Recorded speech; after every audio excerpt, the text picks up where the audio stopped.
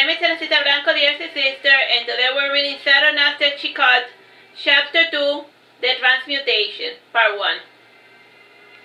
Thanks to my mother's remonstrance, I was forced to keep my distance from Chicot.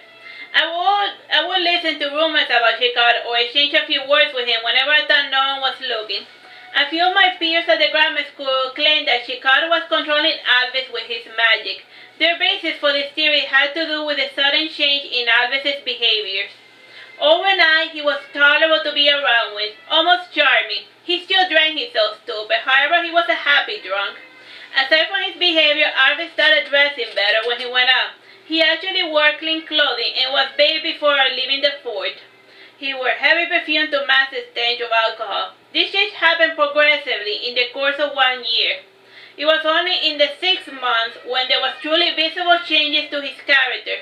The biggest change was his beard and mustache removal. No self-respecting dwarf or the old blood would shave their facial hair. And when he removed this, people almost did not recognize him for almost a week. It was this very change which spurred theories of mind control and the like. Around the time Chicot went to the blacksmith guild to put up a notice, Alviss was seeking to recruit 30 apprentices and 10 journeymen. The following week, I overheard an interesting conversation. The baker's son said, "Did you hear? That weird wizard was in the grammar school yesterday." "Was he trying to enroll?" asked the merchant's son. "No, he went to the botanical class and he left with 5 students. The professor was in a fury, but Chicot threw him a bag of coin and he settled down," explained the baker's son. "He did the same thing in my brother's class too," said the merchant's son. The stories of Chicot's recruitment methods were quite exotic. He lured a good number of young men and children into the workshop. If for giving them the opportunity to work, he had them perform a test. He gave them a drawing test, and they all had to draw a unique pattern that would look nice in a circle. He also gave them a literary, history test, and a religious test. The questions were a bit open-ended, since Chicot was technically illiterate.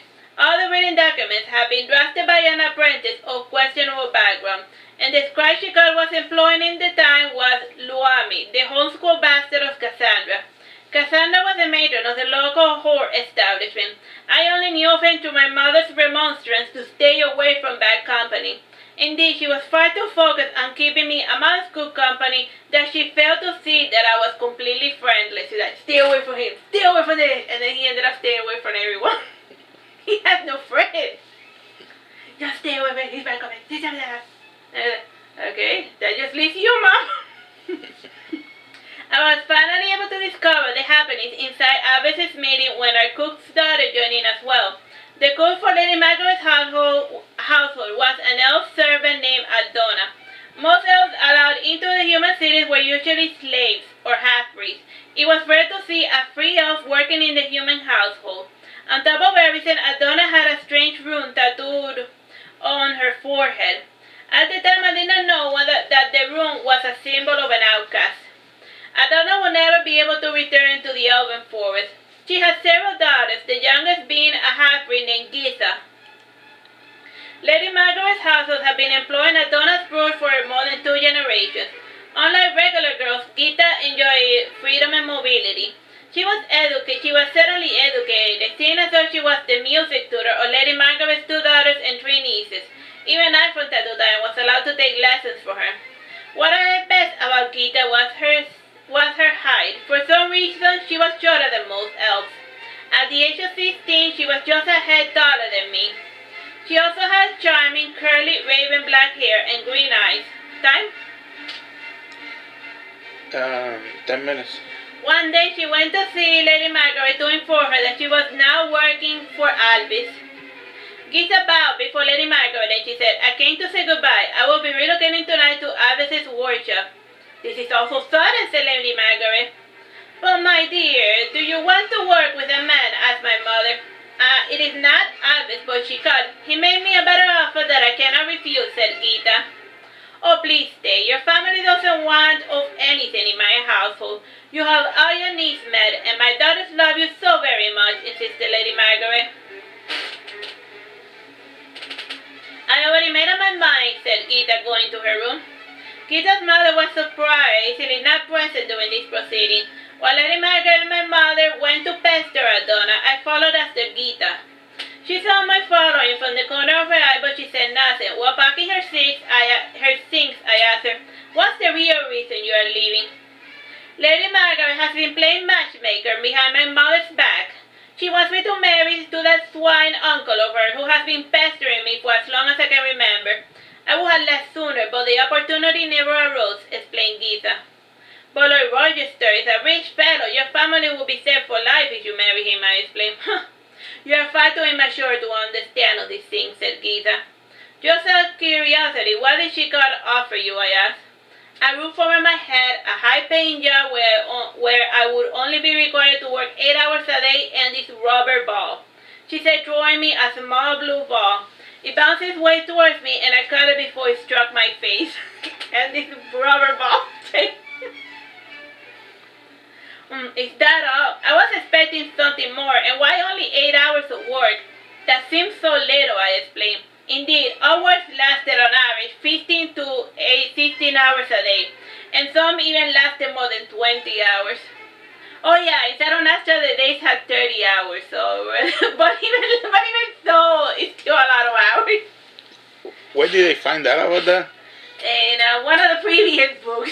Oh yeah. I explained it in my book, and I thought I should remind people again. Yeah. Time? 8 minutes. I said so as well, and yet Chicot said I did not have to do all the work at once. I could take as many breaks as I required as long as the task was done before the day ends, she added. This casual approach seemed a welcome release from my empty march throughout the day. Tomorrow do come and visit me and tell me all about the workshop and the like, I begged her. Certainly, Joseph, but don't tell your mother. She might forbid you from speaking with me as well, said Gita. She was about to say something else, but she changed her mind. She saw from the window Chicot on the roof of the smithy. He was holding his fingers to his mouth while staring at Gita. It gave me the impression that he was eavesdropping on our conversation. This suspicion was affirmed the following morning, and Gita went back on her promise to tell me all about the workshop. Like his finger in mine was like this. I said, I'll tell you all about it, and she goes like this from far away. When night fell, I was awakened by the sound of a red ball bouncing against the brick wall of Alviss's workshop. Chicot had not done this for quite some time. I went to answer his summons. It was the only way I would be able to get any sleep. In a harsh anger tone, I said, I thought you had agreed not to do that whenever I'm trying to get some sleep. You were tossing and turning even before I started my little game, and I promised nothing, commented Chicot. I don't even know why I ever tried talking sense into you, I said, walking back. I stopped midway when Chicot's toe smashed against my back. It took a bit of my breath, but other than that, it just made me really angry.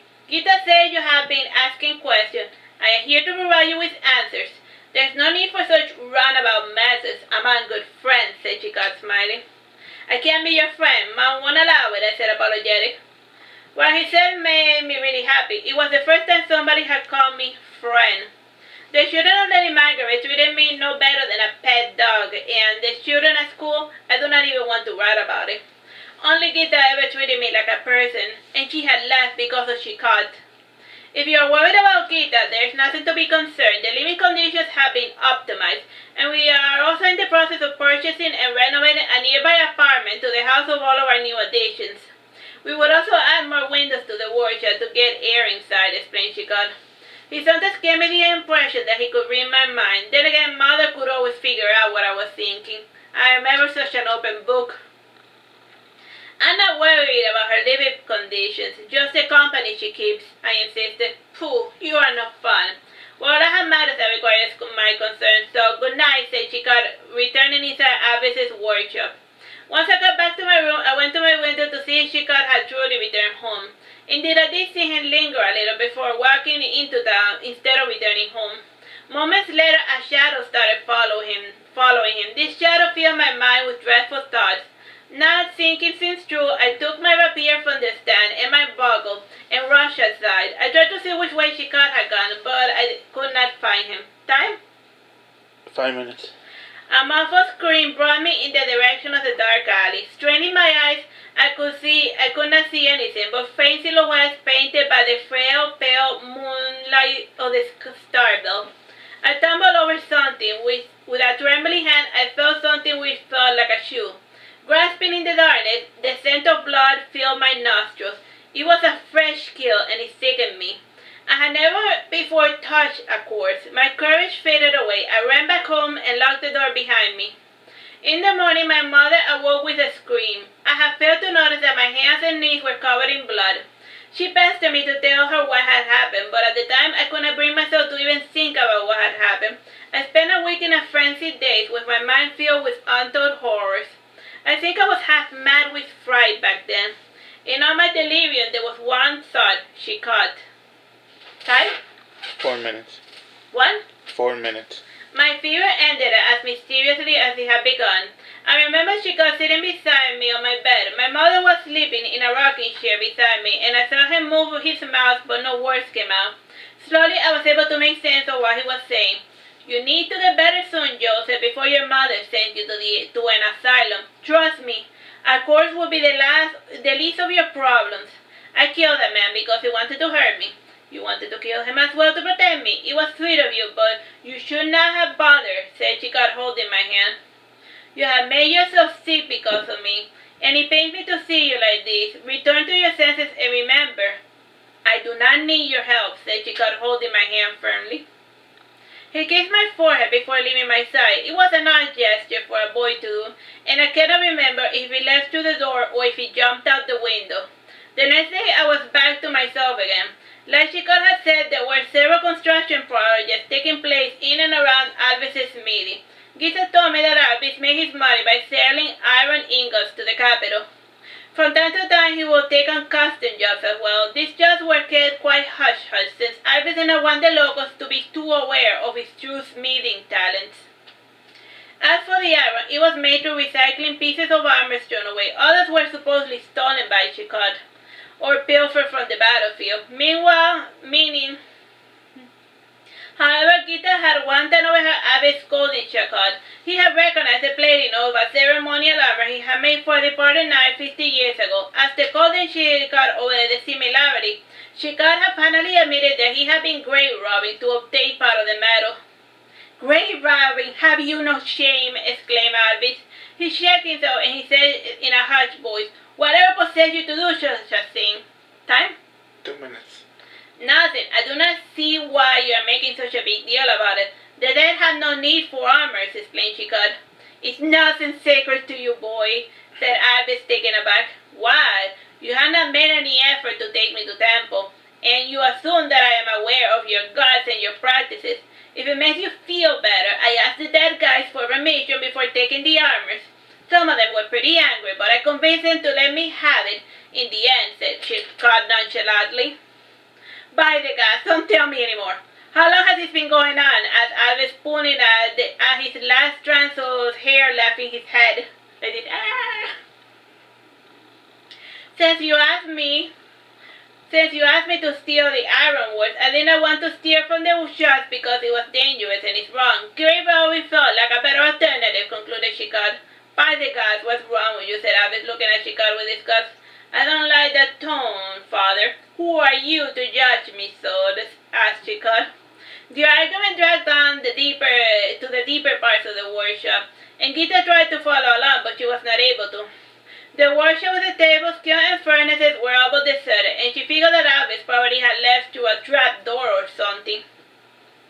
By the end of the year, the renovations of the apprentices' apartments were complete. Time? 30 seconds. Alright, we'll continue with these adventures later. Bye-bye, guys.